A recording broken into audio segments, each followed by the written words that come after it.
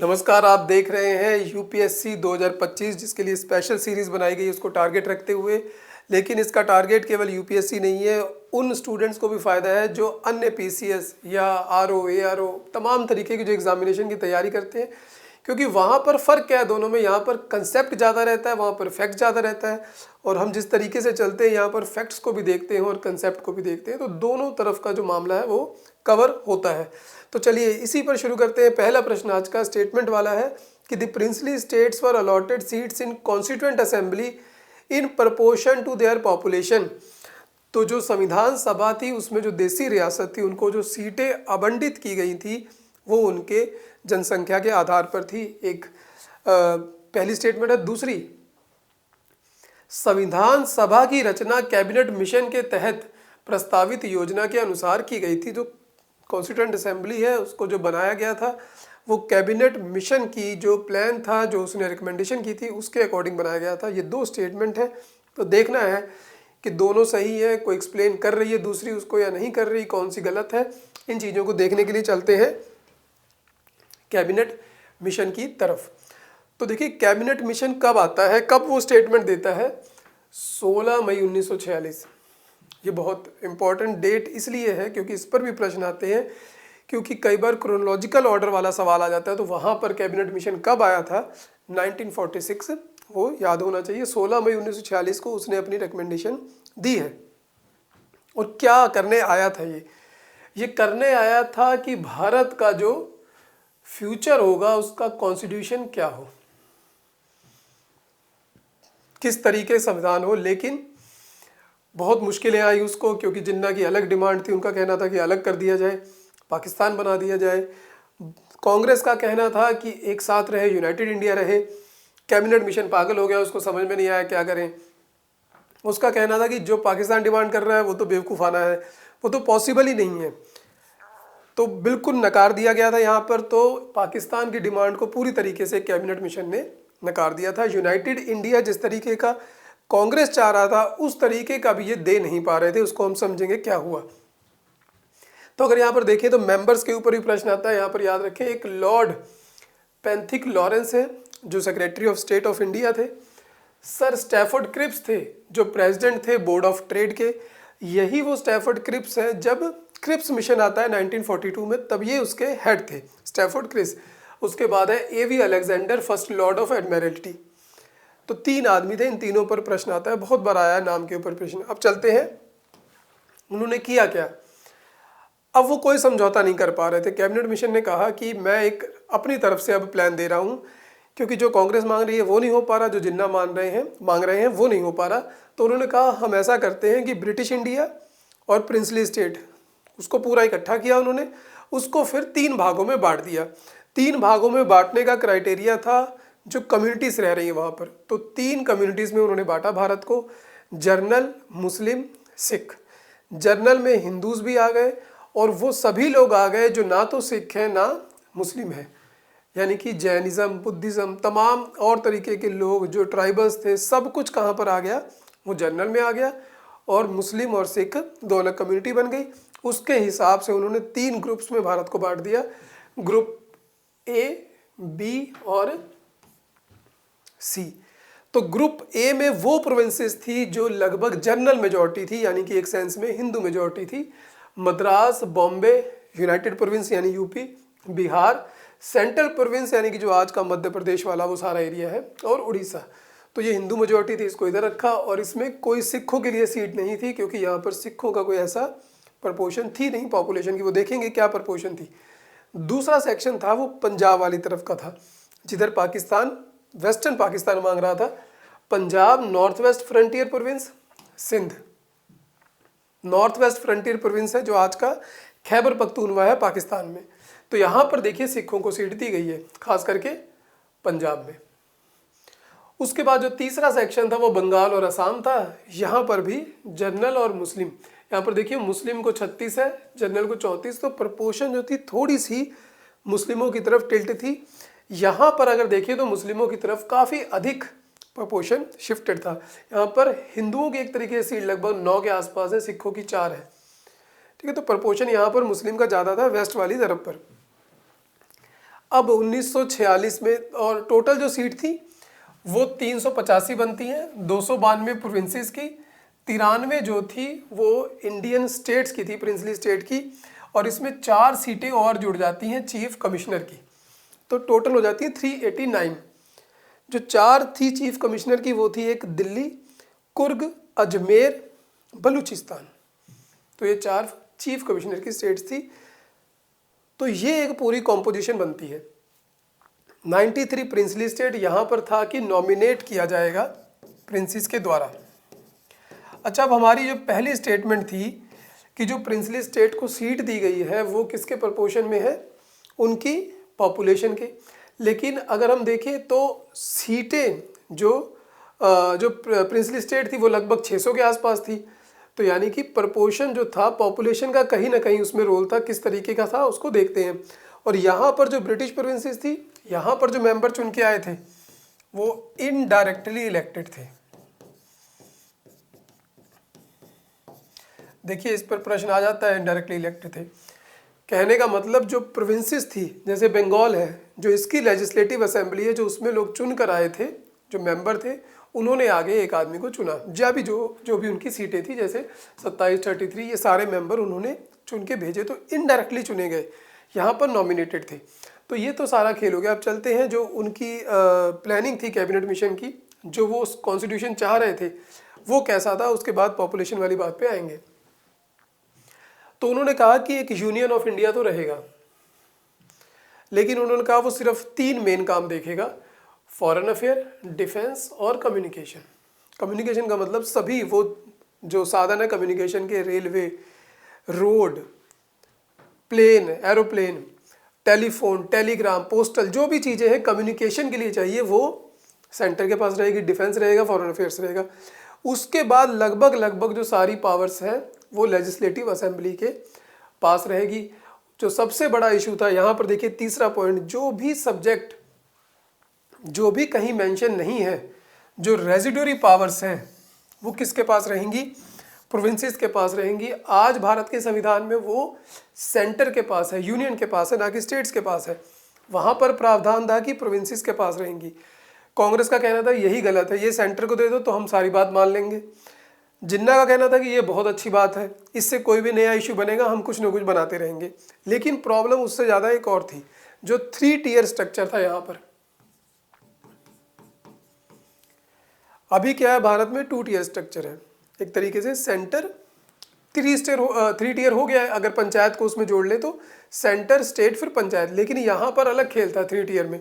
यहाँ पर था सेंटर यानी कि यूनियन, नीचे प्रोविंसेस, और बीच में था एक ग्रुप ऑफ प्रोविंसेस।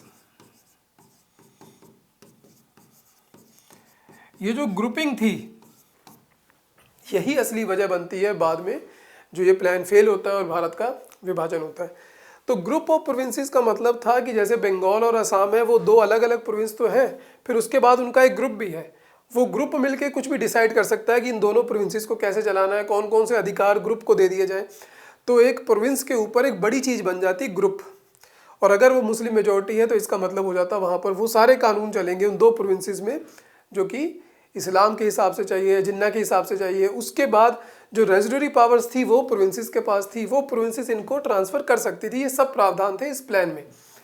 यहीं पर ऑप्शन थी। कांग्रेस का कहना था जो ग्रुपिंग है वो ऑप्शनल कर दो, और जिन्ना का कहना था कि नहीं वो कंपलसरी है। तो 2-3 इशू ये ऐसे थे, रेजिडुअरी पावर वाला, ग्रुपिंग वाला, इसकी वजह से वहाँ पर मामला खराब हो जाता है।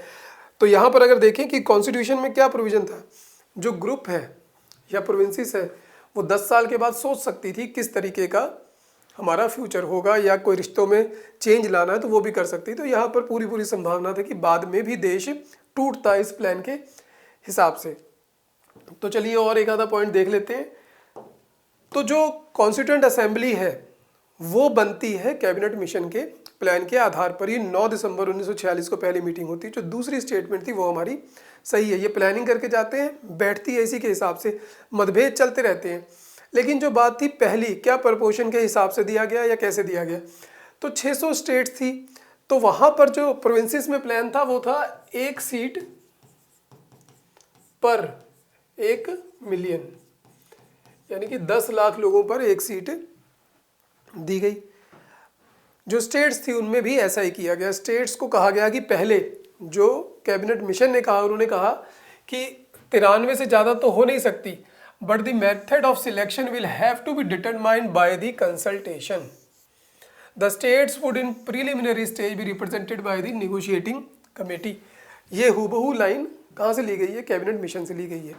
तो कैबिनेट मिशन ने ये लाइन कही थी कंसल्टेशन थे, तो कंसल्टेशन के बाद इस फैसले पर पहुंचा गया कि भाई ये जो फैसला है पॉपुलेशन की प्रपोर्शन वाला, यही ठीक है। तो उस हिसाब से देखिए, यहाँ पर अलवर को 1 सीट दी गई, जैसे भोपाल को 1 दी गई, बड़ौदा को 3 दी गई, ग्वालियर को 4 दी गई, तो पॉपुलेशन के हिसाब से। लेकिन कुछ स्टेट्स इतनी छोटी थी, उनको ग्रुपिंग में बनाना पड़ा। अगर यहाँ पर देखिए तो सिक्किम एंड कूच बिहार ग्रुप, त्रिपुरा, मणिपुरा, खासी स्टेट ग्रुप, इनको 1-1 सीट दी गई।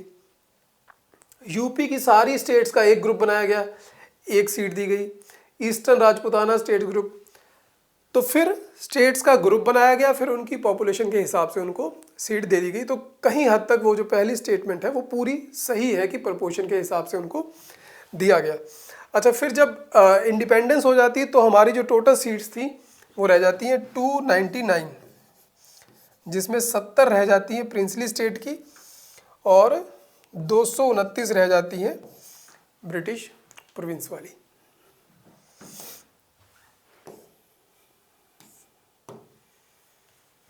तो संविधान सभा में देशी रियासतों को उनकी जनसंख्या के अनुपात में सीटों का आवंटन किया गया था, ठीक बात है। संविधान सभा की रचना कैबिनेट मिशन के तहत प्रस्तावित योजना के अनुसार की गई थी। अब क्या ये स्टेटमेंट को ये एक्सप्लेन कर रहा है? संविधान सभा की रचना कैबिनेट मिशन के तहत प्रस्तावित योजना के अनुसार की गई थी। क्या यहाँ पर पूरी बात जो कह रहा है कि वो उसको एक्सप्लेन कर पा रहा है? क्या प्रिंसली स्टेट को सीटों का आवंटन किया गया, उसको किया गया? पूरे तरीके से तो नहीं कर पा रहा, क्योंकि यहाँ पर केवल प्रिंसली स्टेट की बात है, यहाँ पर कॉन्स्टिट्यूएंट असेंबली की उस तरीके से बात नहीं है। तो मेरा मानना है कि दोनों स्टेटमेंट सही है, क्योंकि यहाँ पर अगर संविधान सभा में देशी रियासतों को उनकी जनसंख्या के अनुपात में सीटों का आवंटन किया गया था, क्योंकि संविधान सभा की रचना कैबिनेट मिशन के तहत प्रस्तावित योजना के अनुसार की गई थी। बड़ा ये ट्रिकी सा है यहाँ पर। तो चलिए, क्योंकि कह के भी ये बन रहा है तो हम इसकी तरफ ही जाएंगे। कथन 1 और कथन 2 दोनों सही हैं, तथा कथन 2 कथन 1 की व्याख्या करता है। तो जब भी ट्रिकी सा मामला हो तो क्योंकि बिकॉज लगाकर देख लें, तो अगर वो उसको बोलने में उसकी जो एक्सप्लेनेशन है वो सही लग रही है, बात बन रही है, तो लगभग वो पहली ऑप्शन होता है। नहीं तो अगर दोनों सही है तो फिर ये वाला आता है। तो यहाँ पर ए ही बन रहा है। तो चलिए अगले प्रश्न की तरफ चलते हैं। त्रिपिटक के संदर्भ में निम्नलिखित कथनों पर विचार कीजिए। त्रिपिटक क्या है? बुद्धिस्ट जो रिलीजियस बुक्स है उनको पिटक कहा जाता है। पिटक का मतलब क्या, वो देखते हैं। तो 3 किताबें जो मेन है त्रिपिटक। विनय पिटक में बुद्ध की शिक्षाओं का वर्णन है। अभिधम्म पिटक में दार्शनिक विषयों का शामिल किया गया है। सुत्त पिटक में बौद्ध भिक्षुओं और श्रावकों के लिए नियम बताए गए हैं। तो तीनों के बारे में बताया गया, फिर पूछा गया है कितनी इसमें से सही है। तो चलिए, पिटक, पिटक का जो वैसे मतलब है पाली भाषा में वो है टोकरी, बास्केट। तो फिर बुद्ध की जो शिक्षाएं थी उनको धीरे धीरे कंपाइल किया गया, तो अंत में जाके वो 3 किताबें निकलती हैं, विनय पिटक, सुत्त पिटक। सुत्त पिटक का मतलब क्या है? सूत्र। वो पाली में वो सूत्र का सूत्र रह गया, सुत्त पिटक। वहां पर धर्म का धम्म रह जाता है। अशोक धम्म का प्रचार कर रहे हैं, धम्म का प्रचार नहीं, वो धर्म का ही प्रचार कर रहे हैं, लेकिन पाली में वो धर्म का धम्म हो जा रहा था। तो धम्म कुछ और नहीं था, वो धर्म ही था, लेकिन वो भाषा के हिसाब से बोलने में धम्म हो गया था। तो पिटक क्या है? पाली भाषा में टोकरी है। 3 किताबें हैं, विनय पिटक, सुत्त पिटक और अभिधम्म पिटक। तो जो विनय शब्द से ही लगता है क्या? निवेदन वाला। तो निवेदन वाला मामला है। तो यहां पर क्या है? यहां पर रूल्स रेगुलेशन है कि किस तरीके से भिक्षुओं को रहना है, किस तरह से जो विहार है वहां पर रहा जाएगा, उसको लेकर इसमें बातें हैं मेनली। सुत्त पिटक, इसमें वो सारी बातें हैं जो बुद्ध अपने समय में कहकर गए थे। उसको कहा जाता है कि जो बौद्ध या बुद्ध के जो उपदेश थे वो इसमें संकलित है। जो उनके सामने डिस्कोर्स हुआ, जो बातें हुई, वो सब इसमें लिखी हुई थी। फिर तीसरी थी अभिधम्म पिटक। फिर देखिए धम्म आ गया। इसमें कई सालों के बाद लिखी जाती है। इसमें जो सारी फिलॉसफी थी उसको कंबाइंड किया गया, जो भी बुद्धिज्म से रिलेटेड थी, जो भी तरह तरह की टीका टिप्पणियां हो चुकी थी, सबको उसमें समेटा गया।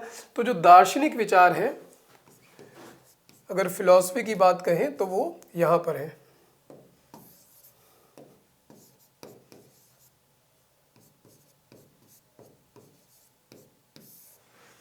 दार्शनिक विचार यहाँ पर है। तो चलिए एक बुद्धिस्ट जो काउंसिल्स हैं उनके बारे में देख लेते हैं। तो पहले इसका आंसर कर लें या पहले चलिए काउंसिल देख लेते हैं। तो 4 काउंसिल होती है, फैक्चुअल है, इसको देख लेते हैं। पहली काउंसिल होती है 486 बीसी में, यानी कि जस्ट जैसे ही उनका महापरिनिर्वाण उनको होता है उसके बाद वो यहाँ पर काउंसिल बैठती है। तब कौन था? अजातशत्रु के समय में था। डायनेस्टी का नाम भी लिखा है, हर्यंक डायनेस्टी थी। और जो प्रिजाइडेड बाय, जिसने उस जो काउंसिल थी, जो संगति थी, उसको जिसने प्रिजाइड किया वो थे महाकश्यपा। और उपाली उनके जो शिष्य थे वो भी थे वहाँ पर। राजगृह में ये होता है। राजगृह पुरानी कैपिटल थी मगध एम्पायर की। कंपाइलेशन होती है यहाँ पर विनय पिटका की और सुत्त पिटका की, 2 किताबों की, पहली काउंसिल में। इस पर भी प्रश्न आ जाता है। दूसरी काउंसिल है 383 बीसी को, उसके 100 साल के बाद। यहाँ पर काल अशोक के समय में होती है, जो शिशुनाग डायनेस्टी से थे। यहाँ पर जो प्रिजाइड कर रहे थे वो थे सर्वकामिनी, ठीक है। और ये होती है वैशाली में। और उसके बाद यहाँ पर मतभेद हो जाते हैं रूल एंड रेगुलेशन को लेकर। तो इसके बाद ये 2 हिस्सों में डिवाइड होता है। एक होता है थेरावेदीन में, दूसरा होता है महासंघिका। थेरावेदीन और महासंघिका, इन 2 चीज़ों में डिवाइड होता है कि किस तरीके के रूल फॉलो किए जाए उसको लेकर। तो दूसरी काउंसिल। तीसरी फिर उसके लगभग 130-40 साल के बाद होती है अशोक के समय में। और जो यहाँ पर प्रिजाइडिंग ऑफिसर था, एक तरीके से कह सकते हैं, वो या मोगली पुत्र तिस जिसको कहा जाता है। और ये पाटलिपुत्र में होती है। और यहाँ पर वो तीसरी जो किताब है अभिधम्म पिटक, उसको संकलित किया जाता है, उसको अडॉप्ट किया जाता है, ताकि जो चीज़ें पिछले 200-250 साल में चेंज हो रही। देखिए 200-250 साल अब पढ़ने में लगता है कि क्या हो रहा है, कुछ नहीं, 4 काउंसिल। और 200-250 साल अगर आज सोचें तो हम कितनी पीछे चले जाएंगे, प्लासी के युद्ध में पहुंच जाएंगे। तो कितना कुछ चेंज हो गया है, बहुत कुछ चेंज हो जाता है। तो इतना सारा कुछ चेंज हो चुका होता है कि उसको दोबारा से कंपाइल करने की ज़रूरत पड़ती है कि लोगों को सही बात पता लग सके, जो फिलॉसफी है कहीं खो ना जाए। चौथी काउंसिल पहली सेंचुरी एडी में होती है, कनिष्क के समय में होती है, कुषाण डायनेस्टी से।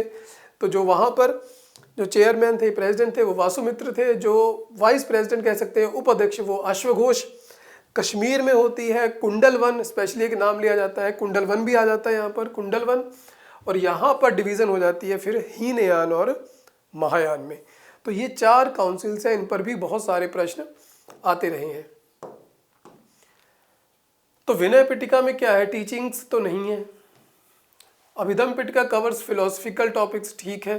सुत्त Pitaka contains rules for Buddhist monks and lay followers, नहीं, ये भी नहीं है। तो एक ही स्टेटमेंट सही है। उपरोक्त में से कितने कथन सही है? केवल एक। तो इसका आंसर हो जाएगा ए। तो आज के लिए इतना ही, फिर मिलेंगे ऐसे ही अच्छे क्वेश्चन के साथ। तब तक के लिए धन्यवाद।